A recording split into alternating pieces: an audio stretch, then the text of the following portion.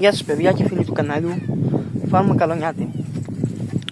Σήμερα θα βγάλουμε ένα βίντεο διαφορετικό από τα υπόλοιπα.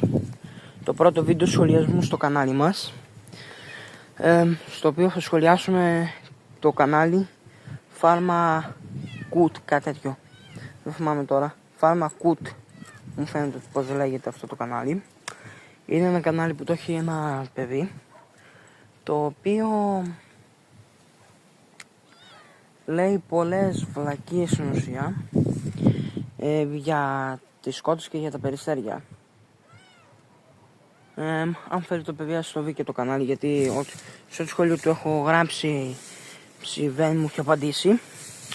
Και επίσης το προσωπικό που μιλήσαμε στο Facebook με μίλησε κάπως άσχημα, ότι εγώ δεν ξέρω κάποια πράγματα. Μας πούμε βγάζει κάποια ηλίθια στην ουσία βίντεο στα οποία λέει ότι τα περιστέρια μου, αυτό το περιστέρι λέμε τώρα είναι άρρωστο, ενώ όχι τα υπόλοιπα που είναι υγιέστατα, και δείχνει αυτό το πράγμα. Δείχνει άλλους σκότους, οι οποίες έχω πει ότι είναι άρρωστα τα πουλιά, αλλά αυτό το παιδί δεν καταλαβαίνει. Αν θέλετε πηγαίνετε δείτε το και το κανάλι, γράψτε και στο σχόλιο μήπως και αλλάξει κάτι.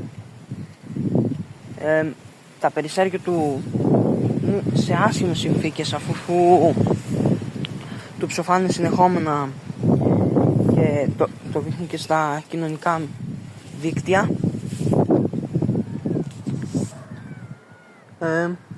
Γράψτε και σε ένα σχόλιο μήπως γίνει κάτι. Τώρα θα μου πείτε και εσύ, μπορεί κάποιο ζώο σου να σου ψηφίσει? Ναι, θα μου ψηφίσει σίγουρα. Όποιος έχει ζώα και ασχολείται με περιστέρια, με κότους και με όλα αυτά, πτηνά και άλλα ζώα, ξέρει ότι θα έχει και απώλειες. Αυτό είναι αναμενόμενο. Αλλά όχι να γίνονται συνέχεια και να πεθαίνουν ζώα τα οποία είναι υγιέστατα και υπάρχουν σίγουρα φάρμακα για να γίνουν καλά.